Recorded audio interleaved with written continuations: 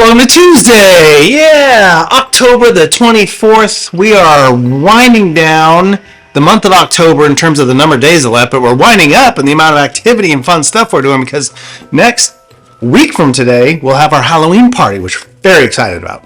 Yes, lots of cool stuff, good food, good activities, Halloween costume contest. Remember what we said about the rules? Let's jump right in, though, to our headlines for Tuesday. Hope everyone's having a good day. All right, 1981 DeLorean with only 977 miles on it was unearthed in a Wisconsin barn. Actually, these cars aren't really that exciting, but other than the fact that there's not very many of them, so to have one turn up that was probably like, where'd that one go to get crushed? And it, disappears. Apparently it disappeared, but that's kind of cool that they found another DeLorean. So hopefully someone gets their hands on that. I've seen a few. They're done really, really nice. When they're cleaned up and sharp, they look pretty good.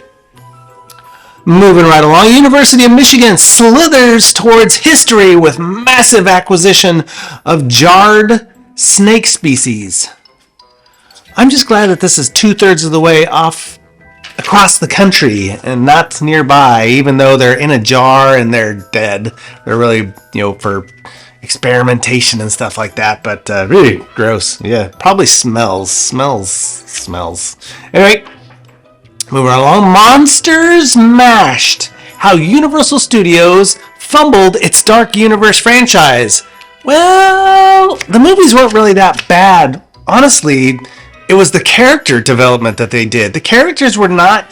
In movies, you want to, of course, root for the good guy and love the good guy and really love that character, but you kind of want to root for the bad guy too. A good bad guy, you can't just call him Dracula and everyone's like, "Oh, Dracula, I can't wait to see that." It's like the character itself, when you bring Dracula to life as a character, it's got to be, you got to kind of root for him a little bit. You don't really want the bad guy to go away.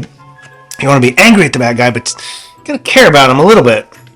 That's where I think they screwed up the most. Those movies are actually not bad. The Mummy with Tom Cruise, the Dracula one, where actually told a little bit more of his story of putting the people on the stakes. But the characters, it's like, the Mummy was actually Tom Cruise, man. This big budget, Tom Cruise draws a lot of people. Problem is that you didn't like his character. He was untrustworthy, not very nice, a weird dude, spineless. You didn't want to root for the good guy. That's where they went wrong with that one. Anyway. But what are we talking about today? Is Tuesday. We got to talk about the movie trailers you guys are making, which is great. You guys are hopefully having fun, coming up with some good ideas. But what makes a really good idea? Sometimes it's the most simplest thing there is. Just there's a scary thing and it's going to scare people. Ta-da! It doesn't have to be super complicated. It doesn't have to be, well, first they're going to attack them here, and then they're going to scare them over here, and then they're going to do this, and they got this and this and this. The more sometimes is not the merrier. So keep your ideas simple, keep them smooth. Think about your shots ahead of time, like we talked about yesterday. And then the most important part is teamwork. Yeah, you all got to work together. Everyone's got different skill sets, which is cool. Embrace those things. This person's really good at talking in front of the camera. This person's really good at actually operating the camera. This person's really good at coming up with ideas. Everybody should work together and have as much fun as possible. Sometimes in something like this, in creative endeavors, it's good to have a bunch of different people, different ideas, different skill sets. And sometimes within ourselves, we may not have just one thing that we're really good at. We might have multiple things, and that's actually a really good thing.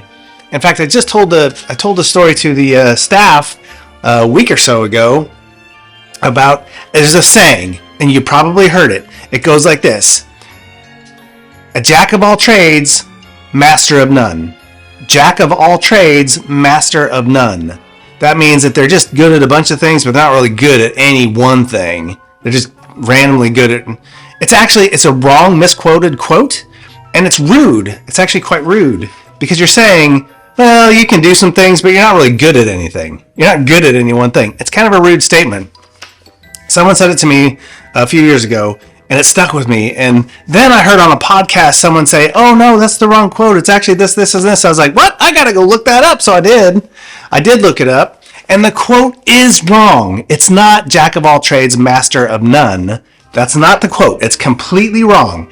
The quote actually is from a famous director, a playwright director, but very famous, that wanted to go work in theater. So he started working for free, got a job working for free, just started doing this job. And then he got offered other jobs to do this and this, and then over here, do this and this. And he learned everything there was to do at a theater where they have plays, kind of theater.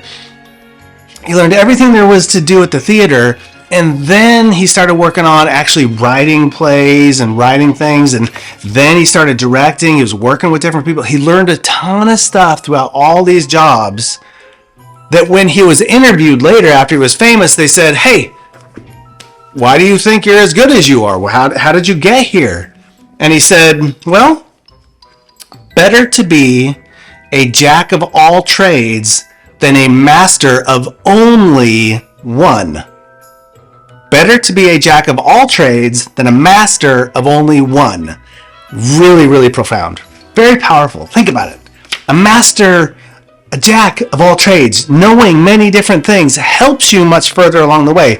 The playwright, the famous person, William Shakespeare. Yeah, that was William Shakespeare. He worked for free in the beginning, learned all these different jobs along the way, and became a very skilled craftsman at making plays because he understood everything. And then he found people that were very good at individual things, and together as a team, were able to make some of the greatest plays in the history of the world. So it's good to have a variety of skill sets, not just within yourself, but in your team. So go have fun with your teams today. Work hard, play hard, have fun. And I'm super excited to see what we got. Next Tuesday, we'll see those. All right. Talked long enough. Here we go with our, steampunk dude. He's still here. See what he's got. What is this? Oh, is that my little wart? Oh, it's the voice of many nails in a blender. Oh, you're here. You're here. Oh,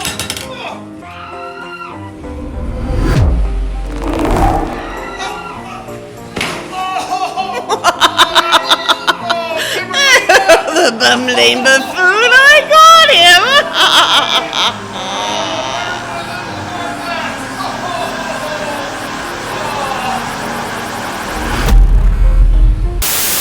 Okay, so he's still around and seems to be falling for the trouble from the witch. Anyway, we'll see what happens with that cool cat. Moving right along into our National Day.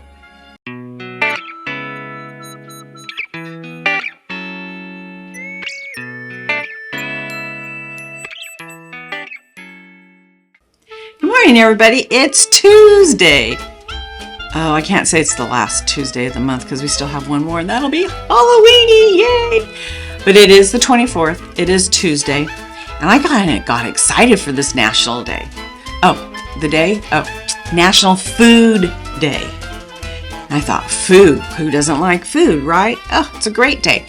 Then I looked it up because, sometimes I better look them up because you never know exactly what they mean. And it wasn't exactly what I thought.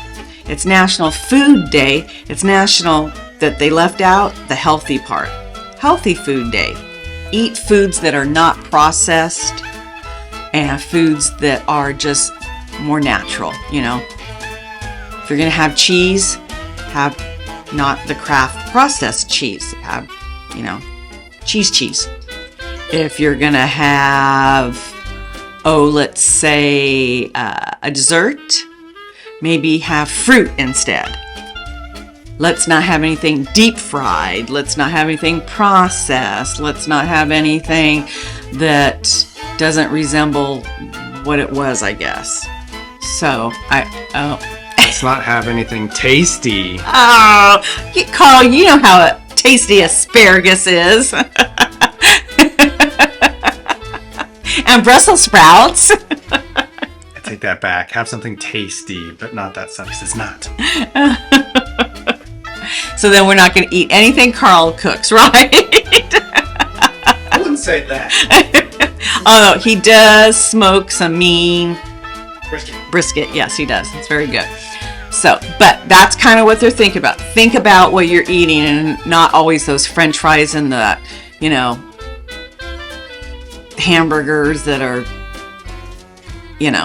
from McDonald's with the processed cheese and all that kind of stuff. But that's what the day is. I know, sounds boring to some of you, but have some tasty food today on National Food Day.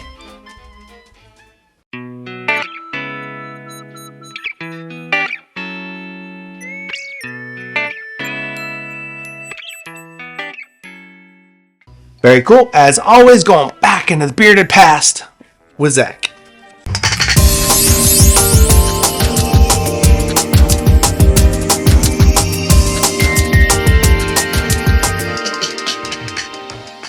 Good morning. It's Tuesday the 24th, you guys. Let's get to it. Let's go back to the bearded past. And today we're going to talk about the history of the caramel apple. Yes, the caramel apple. What mind came up with such a crazy invention as this? Well, let me tell you. The first caramel apple, it was actually created in the 1950s. It was a Kraft Foods employee named Dan Walker.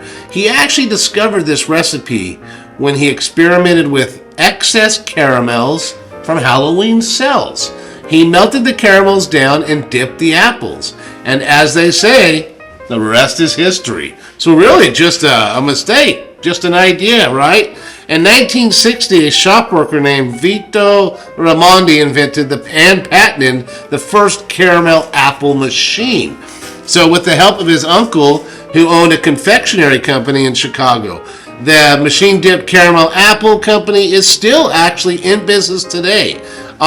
Pretty much since then, the caramel apple has evolved. Now they put some nuts on the top, to add a little crunch. And there you go. That is caramel apples, you guys. That's how it started. It was... Zach, your cookies are ready. My cookies are ready. Guys, my caramel apples must be ready. I was making caramel apples in the middle. Ray forgot, and he's been thinking about cookies, so he thought they were cookies, but they're caramel apples. So it's the rest is history, guys. Just one of those random thoughts. Some guy screwed around in the Kraft factory with some caramel and said, "Let me dip an apple for you." All right, guys, take care and definitely enjoy your day and have a good one. Sorry, Carl.